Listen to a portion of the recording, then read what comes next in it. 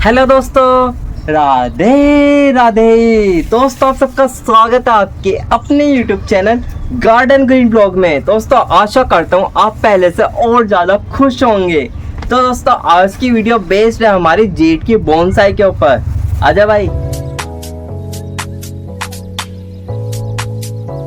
जो कि हमारी एक हार्ड सेरेमिक पॉट में लगी हुई है। जो हमारी ये बोनसाई है वो इतनी ज़्यादा बुशी हो गई है, इतनी ज़्यादा बुशी हो गई है कि जो उसका ट्रंक है वो एक साइड को बेंड हो गया है।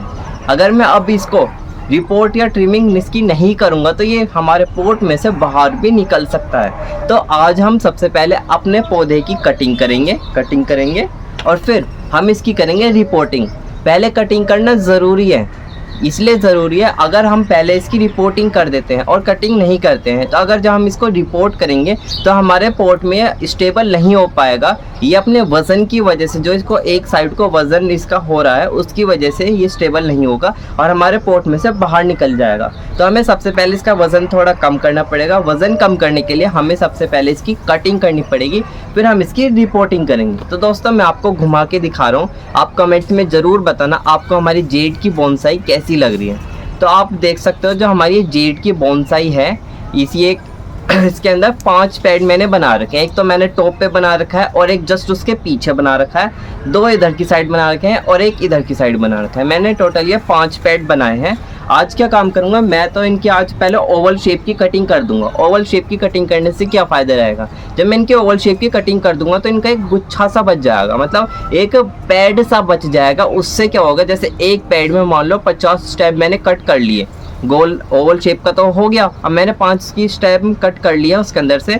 अब आगे चल के जब 1-1.5 महीने बाद उसकी नई फुटेर फूटेगी उसकी, तो उसमें से कितनी ज़्यादा, मतलब मान लो 50 मैंने कट करे तो एक पैड में से फिर 100, मतलब उसके डबल होंगे तो 100 होंगे। तो इस वाली वीडियो में तो मैं क्या काम करूँगा, सबसे पहले जितने मेरे 5 पैड हैं उनकी मैं ओवल शेप की कटिंग कर लूँगा और फिर मैं 1-1.5 महीने बाद जब वो फूट के आएंगे तो उसमें क्या काम करूँगा, जो हमारा टॉप वाला पैड है उसको तो मैं इतना ज़्यादा फैलाऊंगा ऊपर की साइड से, जो कि सारे पैड को कवर कर लेगा। और फिर जो नीचे के, जैसे पीछे का एक पैड है, 2 इधर की साइड के, एक इधर की साइड का, इनको मैं एक बड़े पैड की तरह ऐसे शेप देने वाला हूँ जो कि ऐसे लटकते हैं।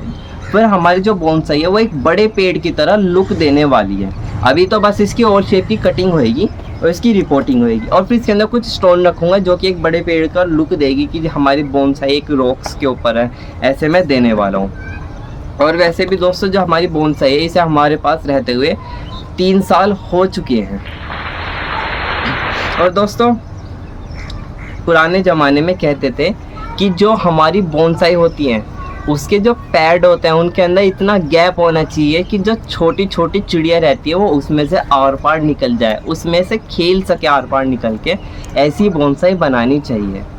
तो दोस्तों मैं आपसे एक इम्पोर्टेंट टॉपिक पे डिस्कस करने वाला हूँ कि जेड प्लांट क्यों मर जाते हैं। क्योंकि मैं अपने जो जेड प्लांट है वो तो कितने भी बना लो एक प्लांट से, तो मैं बांटता रहता हूँ जेड प्लांट। तो मेरे रिलेटिव्स, मेरे दोस्तों के जेड प्लांट मर रहे हैं और फिर मैंने उनसे कॉल पर भी बात करी कि ऐसे क्यों हो रहा है। मैंने उनसे पूछा कि आप क्या केयर करते हो अपने पौधों की, कहाँ उसकी प्लेसमेंट है, उसको कैसे वाटरिंग करते हो। तो दोस्तों उसका निष्कर्ष ये निकला है कि जो उनका जेड प्लांट है वो उसकी ठीक तरीके से केयर नहीं करते हैं। और अगर मैं अपने हिसाब से बताऊं, जो जेड प्लांट की केयर नहीं कर पाया और प्लांट की केयर भी वो मुश्किल कर पाएगा। क्योंकि जो जेड प्लांट है वो इतना ज़्यादा हार्डी प्लांट है, इससे ज़्यादा हार्डी मुझे और कोई लगता नहीं है प्लांट। इसलिए ये बोनसाई के लिए सबसे बेस्ट प्लांट रहता है, ये नंबर 1 पे आता है बोनसाई के लिए जेड प्लांट, इसलिए इतना हार्डी प्लांट है। ये हार्डी कैसे है, यह हार्डी ऐसे हैं कि इसकी जो छोटी छोटी लीव्स है उसके अंदर ये पानी स्टोर करके रखता है। अगर हम इसके अंदर 4 से 5 दिन तक पानी भी नहीं डालेंगे ना तो पौधे के ऊपर कुछ ज़्यादा वो नहीं, मतलब पौधा ख़राब नहीं होने वाला है, क्योंकि उसके अंदर पहले से ही पानी स्टोर रहता है। हाँ अगर आप 5 से 6 दिन बाद भी पानी ना डालो तो उससे क्या होगा, आपके पौधे की जो लीव्स है वो सूखनी स्टार्ट हो जाएगी, येलो होके वो नीचे गिर जाएगी, वो येलो टर्न होके नीचे गिर जाएगी हमारी जेड प्लांट की बोनसाई की लीव्स। और दूसरी बात ये कि जेड प्लांट ऐसा प्लांट है, इसकी कोई से भी मौसम में कटिंग कर लो या कटिंग लगा के नया पौधा तैयार कर लो, या आप इसकी छोटी छोटी लीव से ही पौधा तैयार कर लो, मतलब लीव से भी पौधा तैयार हो जाएगा, छोटे से स्टेम से भी हो जाएगा, और इतने मोटे स्टेम से भी पौधा तैयार हो जाएगा। कितना मज़े की बात है। मतलब पानी भी इतना ज़्यादा नहीं डालना, 4 से 5 दिन बाद डाल सकते हैं, फिर भी कितना ज़्यादा कुछ होता नहीं है। लीफ से भी प्रोपोगेट हो जाता है, पतली से पतली स्टेम से ही प्रोपोगेट हो जाता है, मोटी से मोटी स्टेम से ही प्रोपोगेट हो जाता है। तो इससे ज़्यादा हमें खुशी की बात क्या रहेगी। और मैं ये बताऊं कि वो कर क्या रहे थे अपने पौधे के लिए। उनका क्या था कि जो जैसे घर है, घर के जो एंट्रेंस गेट होता है उसके साइड में जब उसके आगे जब जगह बच जाती है तो गमले रख देते हैं, तो वहीं पर ही जेड प्लांट रखा था। अब भाई आप खुद सोचो, घर के बाहर जब पौधे रखे हैं और पौधे के सामने भी घर है और इधर भी घर है, तो जो धूप जब आती है तो एक घर से ढक जाती है, और जब इधर से धूप आ जाती है तो इस वाले घर से ढक जाती है, मतलब दोनों साइड से धूप ढक जाती है। अगर बाई चांस धूप आ भी रही है तो 1-2 घंटे की धूप आ रही है बस। जबकि हमारे जेड प्लांट को कम से कम कह रहा हूँ 5 से 6 घंटे की धूप चाहिए, और ज़्यादा से ज़्यादा 7 से 8 घंटे की धूप, और वहाँ पे तो खाली 2 घंटे की धूप मिल रही है। कैसे चलेगा पौधा। और जब पौधे को धूप नहीं मिलेगी तो पहले उसके अंदर स्टेम के उसकी लीव्स के अंदर पानी स्टोर रहता है, और फिर उसकी मिट्टी भी गीली है, तो फिर क्या होगा, उसका जो स्टेम है वो गलना शुरू हो जाएगा, धीरे धीरे वो गलेगा। एक दिन क्या होगा, वो अपने जो गमले में पौधा खड़ा है वो नीचे गिर जाएगा, इसलिए पौधा मर जाता है। मैं एक बेस्ट केयर बताऊं जेड प्लांट की, तो जेड प्लांट का क्या है कि जेड प्लांट को आप ऐसी जगह रखो। देखो, सबसे पहले जेड प्लांट को आप अपनी छत पर रखो, वो सबसे बेस्ट बता रहा हूँ। अपनी छत पर जेड प्लांट को रखो, ऐसी जगह रखो कि वो आसमान के नीचे हो, एकदम आसमान के नीचे हो, 5 से 6 घंटे की उसे धूप मिले। और अगर जेड प्लांट को आपको नेचुरली ग्रो करना है, ना उसकी टोपियारी बनानी है ना उसकी बोनसाई बनानी है, तो आप उसे 12 इंच के गमले में ग्रो करोगे तो वो सबसे बेस्ट है। हाँ, हालांकि ये बड़ा गमला है लेकिन एकदम बेस्ट है ये जेड प्लांट के लिए। वैसे जेड प्लांट छोटे से छोटे गमले में भी हो जाता है, लेकिन मैं आपके लिए बता रहा हूँ 12 इंच में अगर आप ग्रो करोगे और उसे नेचुरली ग्रो करोगे, उसमें कोई छेड़खानी नहीं करोगे। जैसे कि कुछ लोग क्या करते हैं, प्लांट्स में अगर वो थोड़ा सा गिर गया तो उसे छेड़ेंगे, उसमें स्टिक लगाएंगे, उसे सीधा खड़ा करेंगे, लेकिन जेड प्लांट के लिए ये सब जरूरी नहीं रहता। उसे नेचुरली ग्रो होने दो, बस वो जैसा ग्रो हो रहा है, जहाँ उसकी स्टेम ग्रो हो रही है, जहाँ उसकी स्टेम लटक रही है उसे ऐसी लटकने दो। बस आप क्या काम करो, रोज़ डेली उसके अंदर पानी डालो। और पानी ये नहीं कि आपको रोज़ डेली ही डालना है, रोज़ डेली मैं डालता हूँ। मैं क्यों डालता हूँ रोज़ डेली, वो मैं इसलिए डालता हूँ क्योंकि जो मेरे जेड प्लांट है उन्हें 5 से 6 घंटे की धूप मिल रही है, तो उसकी जो मिट्टी है, जो उसकी सोइल है, वो गीली और सूख जाती है। रोज डेली जब मैं शाम को आता हूँ, उसकी सारे हमारे जितने भी जेड प्लांट है मेरे पास, सबकी सोइल सूख जाती है, तो मैं डेली उसके अंदर पानी डालता हूँ। लेकिन जब आपका पौधा 5 से 6 घंटे की रोज डेली धूप लेगा तो आपके पौधे की भी जो मिट्टी है वो डेली सूखना स्टार्ट हो जाएगी, फिर आपको डेली पानी डालना है।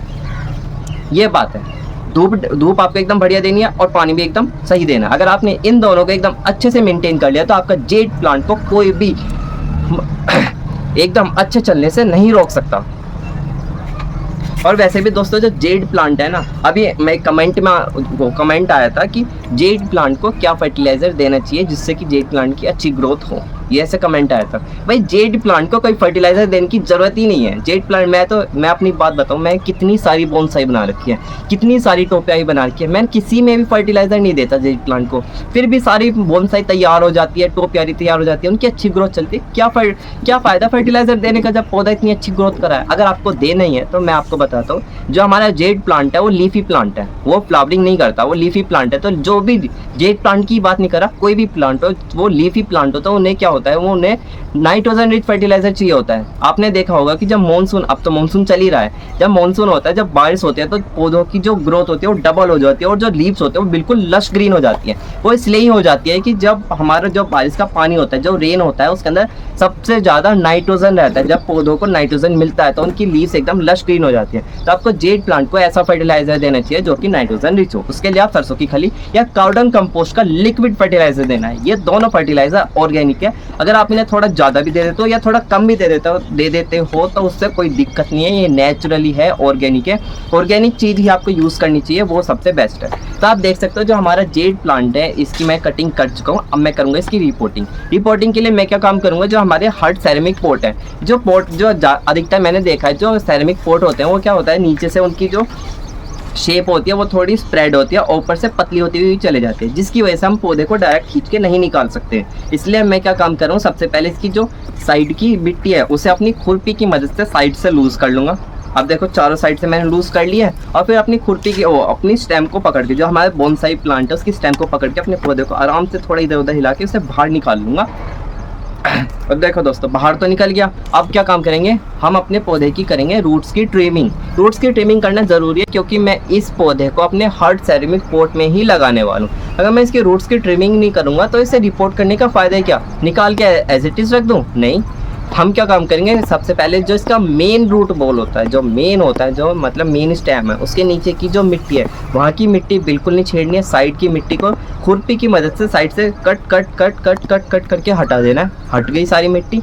अब देखो बस मैंने क्या छोड़ा, बस छोटा सा इसका बीच का जो मिड का रूट बाउंड है वो छोड़ दिया, क्योंकि उसके अंदर इसकी मेन रूट्स रहती हैं। जो हमारी बोनसाई होती है वो अधिकतर फाइब्रस रूट्स पर ही चलती है। फाइब्रस रूट्स क्या होती है, जैसे हमारे बाल होते हैं बिल्कुल पतले पतले, ऐसी पतली पतली रूट्स होती है, उस पर ही बोनसाई चलती है। अगर उसके अंदर मोटी रूट्स आ जाती है तो उसे कट करना पड़ता है, क्योंकि हमारे पोट में इतनी ज़्यादा स्पेस नहीं रहता कि हम मोटी रूट्स को अपने पोट में ग्रो करें, इसलिए उन्हें कट कर देते हैं और फाइब्रस रूट्स को छोड़ देते हैं। तो हमारे पौधे में मैंने रूट बॉल को कट कर लिया, बस मिड का छोड़ दिया। अब अपना सेरेमिक पॉट लेते हैं। आप देख सकते हो उसके अंदर जो ड्रेनेज होल है उसे मैं एक फिटूस की मदद से बंद करने वाला हूँ। फिटूस दोस्तों आपको ऐसा लेना है जो कि एक कर्व्ड शेप में हो, मतलब थोड़ा हाफ सर्कल हो। उससे क्या रहेगा कि आपका जो ड्रेनेज होल है वो बीच से खुला रहेगा, उसमें पानी निकल सकता है। अगर आप फ्लैट ले लोगे तो आपका ड्रेनेज होल बंद ही हो जाएगा, वो तो फ्लैट रख जाएगा, फिर पानी कहाँ से निकलेगा। तो इसलिए आपको कर्व्ड शेप में लेना है, वो मैंने रख दिया है। अब इसके अंदर मिट्टी भर लेते हैं। मिट्टी में मैंने क्या काम किया है, जेड प्लांट को कुछ ज़्यादा खास मिट्टी नहीं चाहिए।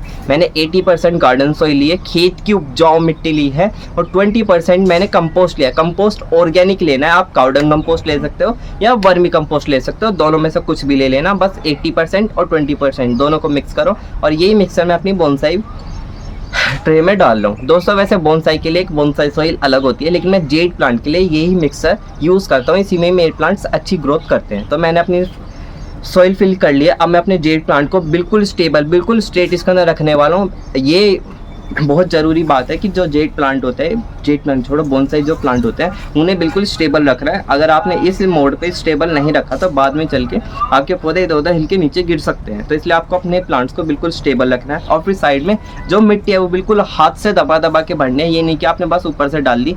अगर आपने ऐसे ही डाल दी तो जब आप पानी डालोगे तो आपकी मिट्टी नीचे बैठ जाएगी और फिर गड्ढा हो जाएगा सेरेमिक पॉट में इधर उधर। तो मिट्टी को हाथ से मैंने देखो अच्छे से दबा लिया है।